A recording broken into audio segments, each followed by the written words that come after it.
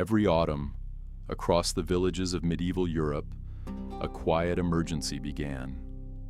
The harvest was in. The fields stood bare and hardening under the first frosts. And every household, from the poorest cotter to the lord in his manor house, faced the same unforgiving arithmetic. What had been grown and gathered in 6 months of light had to feed every mouth for the 6 months of darkness that followed. There was no market shipping in fresh food from warmer lands. There was no refrigeration, no plastic wrap, no freezer humming in the corner. There was only human ingenuity, applied with centuries of hard-won knowledge against the oldest enemy of all, decay. To understand how medieval people survived winter, we first have to understand what they were fighting. Food spoils because of 2 things: moisture and living organisms, bacteria, mold, and the enzymes within the food itself, all working, invisibly, to break it down. Medieval communities didn't have microscopes to see any of this, but through generations of trial, failure, and careful observation, they built an entire toolkit of preservation methods that attacked spoilage from every possible angle. And remarkably, nearly every one of those methods is still used today. The first line of defense was salt. In coastal regions and anywhere salt could be traded or mined, meat and fish were packed in it heavily, sometimes buried in it entirely for days or weeks. Salt works by drawing water out of food through a process called osmosis, and without that moisture, the bacteria responsible for rot simply cannot survive. Salted pork, salted herring, salted cod, these became staples of the medieval winter table, and salt itself became one of the most valuable commodities in Europe, taxed, guarded, and fought over by kings. Where salt was combined with smoke, preservation went even further. Smoking meat over a slow, low fire of hardwood did double duty. The heat gently dried the flesh, while the smoke itself deposited compounds with natural antibacterial properties onto its surface.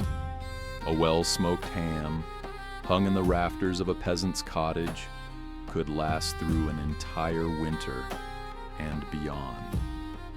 This is why so many medieval kitchens were built with open rafters directly above the hearth. The rising smoke of daily cooking fires was quietly curing whatever hung above it. Sausages, bacon, strings of fish, all day, every day. Drying was preservation's simplest and oldest technology, requiring no salt, no fire, sometimes no tools at all.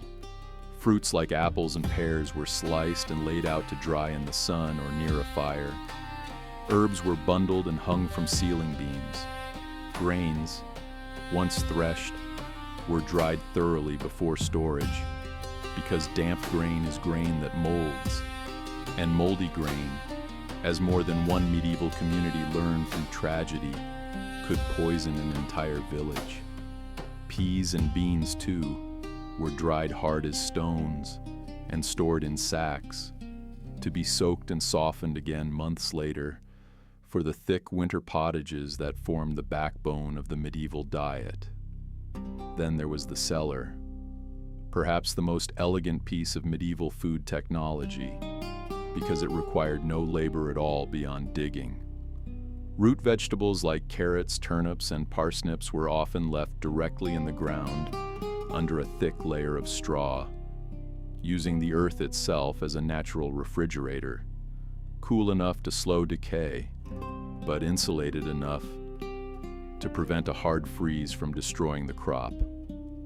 Others were packed into cellars, root clamps, or sand-filled barrels, arranged so that no 2 pieces of produce touched, because a single spot of rot could spread through an entire container like fire through dry grass. Apples stored this way, checked and turned periodically by careful hands, could last well into spring. Fermentation offered a different kind of magic entirely, one that medieval people didn't fully understand scientifically, but trusted completely through experience. Cabbage packed tightly with salt into crocks became a sharp, long-lasting food that could survive a full year without spoiling, the ancestor of what we now call sauerkraut. Barley became ale, a safer drink in many places than untreated water, and one that also happened to store the nutritional value of grain in liquid form. Milk, too fragile to keep fresh for long, was transformed into cheese and butter. The cheese aged slowly in cool cellars, the butter sealed under a protective layer of brine to keep air and spoilage at bay. Grain itself, the true foundation of the medieval diet, received its own careful treatment. It was stored not in damp cellars, but in dry lofts and granaries, often raised on stone or wooden legs to keep vermin and rise and damp away from the precious harvest. A poor grain harvest, or one ruined by storage failure, didn't just mean a hungry household. It could mean famine across an entire region, which is precisely why manor records from the period show such meticulous attention paid to granary conditions.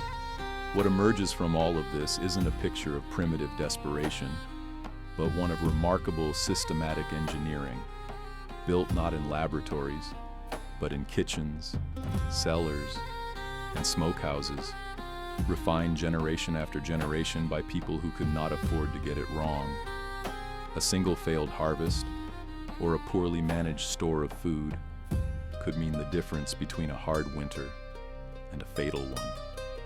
And so, out of sheer necessity, medieval communities became master chemists, biologists, and engineers, even if none of them would have used those words to describe themselves.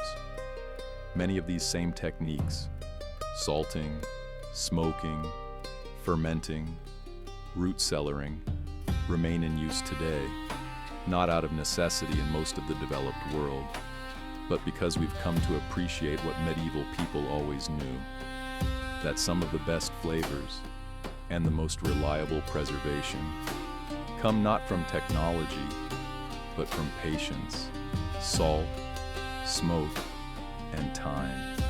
Learn more of forgotten history by subscribing to the Medieval Codex.